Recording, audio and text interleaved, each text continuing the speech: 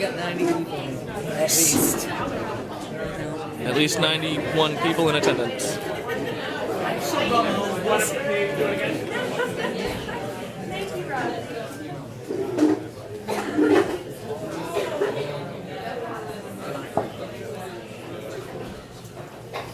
guys, we are ending. We're getting pretty close to end here. We have 2 5-minute speakers, and then we're going to have about 40 minutes of the questions. Carlos, president of Central Ohio NORML, is going to come around here and pick up your cards. So please take your questions finished up. Yeah, or direct if you want to. If it's just a question you want to ask all the groups, you don't have to put. If you want it for specific groups, you just mark down on the top.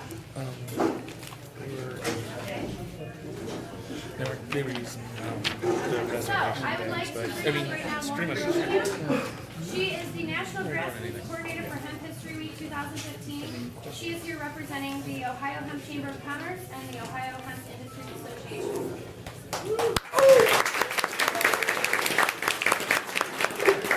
Guys, I gotta tell you, I've been super nervous to come and talk in front of you all this week, just considering, obviously, all of the high tensions and just glad that everybody's here just in good faith to set the record straight for everything. So, because I knew how bad I am at public speaking and also how nervous I would be, I wrote this down in an email to myself, so I apologize, but I'm just going to read it off my phone because it's the only way I'm going to be able to get through this, okay? All right. And so this is me speaking for me because I've been involved in this and I had an incredible opportunity to be involved with Hemp History Week, so this is kind of just my thoughts leading up to it, okay? So I want to end prohibition. I want prohibition to end just as much as everyone else, but there's a right way and a wrong way to do this.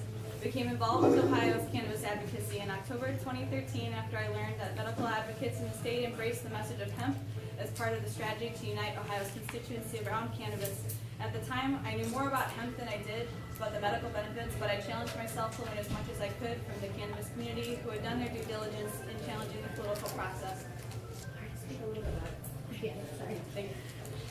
My parents are both medical professionals, which I'm extremely lucky to have that influence in my family has contributed to Ohio's agricultural industries for more than a century, and they have farmed organically over the last 20 years. I felt I had a lot to offer the effort as my organizing experience comes from working with Ohio's local food networks as a food security advocate. Part of my work as a food security advocate was educating the disadvantaged urban community how to grow fresh produce in USDA-recognized food deserts in cities across the Rust Belt. Part of that responsibility was making sure that I wasn't encouraging people to grow their own food in post-industrial waste zones, so I became active in my local brownfields committee in order to become more informed about the hazards of polluted soils in the area. And I was organizing it, which is throughout northern Ohio. I learned that Ohio has the worst groundwater contamination out of all 50 states. That in the last 30 years, the oil and gas industry has injected nearly 8 billion gallons of toxic waste underground in Ohio, with more than 500 million gallons injected in 2012 alone. Oil and gas waste from fracking is naturally radioactive because of the properties in the layer of shale that it's extracted from. In 2004, the state of Ohio removed local, municipal, and county rights to determine where oil and gas activities would take place. At the same time, the Halliburton loophole was enacted on a federal level, exempting the oil and gas industry from being held accountable to the Clean Air Act, the Safe Drinking Water Act, the Toxic Right to Know Act, and the laws that were in place to fund cleanups for major environmental disasters. It is no wonder people in Ohio are sick. Under these conditions, we are all patients. Our family farm is in the same watershed as Clyde, Ohio. Do you know about Clyde, Ohio? Yep. The cancer cluster there has claimed more than 20 deaths of children alone with rare, inexplicable cancers. Not only is there a toxic waste dump with a playground on top of it thanks to Coast Industry, but there's also a Class 2 brine injection well that accepts radioactive fracking waste only a few miles from the location of that playground. Those responsible aren't going to be held liable for the cleanup. So what are we left with? The best solution that I'm aware of as far as next best steps is hemp legislation. And when I say hemp, I mean cannabis sativa L that contains no more than 0.3% of THC on a dry weight basis. Because of its agronomy, hemp has the potential to remediate contaminated soil and water, sequester carbon from the atmosphere, cleaning up air pollution, and making our future safer for everyone.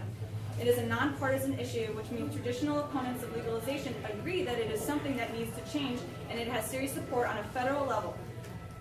Hemp has equally as important health benefits and can be available to people of all ages. Over the past year and a half of organizing around ending prohibition, I've learned much about the political framework of Ohio and the apathy, lack of faith many have in the overall political process, regardless of the approach. Political campaigns have never been more costly, and Citizens United allowed for anonymous, unlimited funds to tip elections, no matter how much grassroots support an issue has. Note what happened with issue 2 in Florida this past election. In Ohio's most recent election, the registered voters who actively participate in the political process saw real voter suppression become aggressively apparent, especially for voters who were oppressed by the policy shift that permitted it. The majority of these victims of this dangerous precedent were minorities, who are arguably the biggest victims of the drug war. There weren't even enough people who cared enough to understand that this even happened to make it enough of an issue. Ohio's political landscape is a very dark and complicated one, and money controls every inch of the process now. Because of this reality, anyone who thinks the process to finally end prohibition in Ohio is going to look anything like what Colorado did right off the gate needs to take a long, hard look at what apathy, fear, and reactionary egos have done to our chances of getting anything accomplished at all. Which brings me to my major points. By tying something that is more politically divisive to something that's not, we are reducing the chances of getting good legislation to allow for hemp farming to begin renewing Ohio's economy and environment. As the founder of the Ohio Hemp Chamber of Commerce, this past summer into the fall, we were able to speak in front of bureaucrats from all over the state on all different levels of government about the benefits of hemp and the potential to remediate soils, remediate water, renew the soil, and feed people with a superfood. We were able to present these ideas incredibly, and I am so glad that the people that supported us through that were there. We also joined the Hemp Industries Association, who started an Ohio chapter of the Hemp Industries Association. And because of my passion and the message, I was actually hired as the grassroots coordinator for Hemp History Week. Hemp History Week is a campaign of the Hemp Industries Association, which is a nonprofit trade group representing hemp companies, researchers, and supporters in the USA and Canada. The HIA and its members are dedicated to promoting the benefits of industrial hemp and to clearly distinguish between non-drug industrial hemp and recreational or medicinal cannabis, a message that has taken decades for lawmakers to understand and accept. While the HIA has expanded its advocacy to seek best practices for CBD medication and other cannabinoid research just this year, because of the consciousness that everybody came into about how much more potential it has as a medicine. And I lost my spot. While the HIA has expanded its advocacy to seek best practices for CBD medication, all HIA members have agreed to not be involved in the promotion of marijuana, which puts me in a difficult spot, a really difficult spot.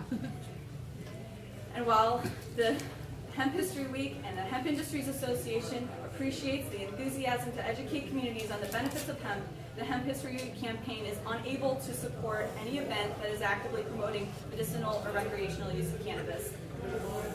And that is a policy that they have had in place for 20 years. We understand that this policy creates a difficult situation for cannabis advocates who wish to support hemp. And for those in these circumstances, the best way to support the message of hemp would be to encourage your state and U.S. representatives to support the reauthorization of hemp farming separate from any other type of cannabis advocacy when you do so. And this can be accomplished by using the Take Action information on Vote Hemp's website, as well as getting involved with the Ohio Hemp Industries Association. Will have the same information as far as how to promote that when we have legislation in Ohio.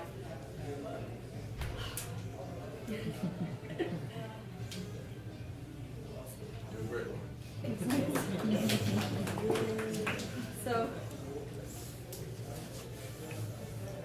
I appreciate your values. So, again, I appreciate your values. The Hemp Industry Association appreciates your values. The Ohio Hemp Chamber of Commerce appreciates your values. But we ask that you respect and preserve the message of hemp history, of the Hemp History Week campaign, to avoid confusing politicians and the public, especially during this critical year of policy reform.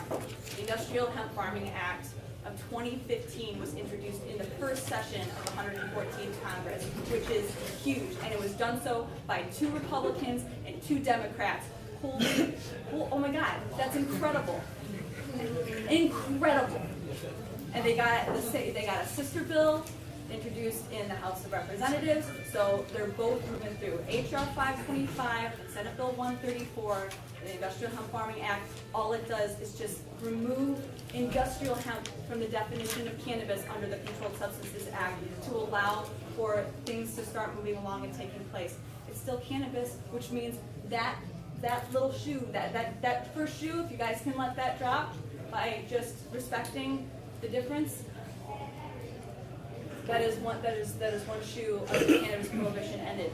That's the one, and then that will expand the greater consciousness of people who are ready to accept that it's a medicine, that it's not the devil's weed, that it's medicine that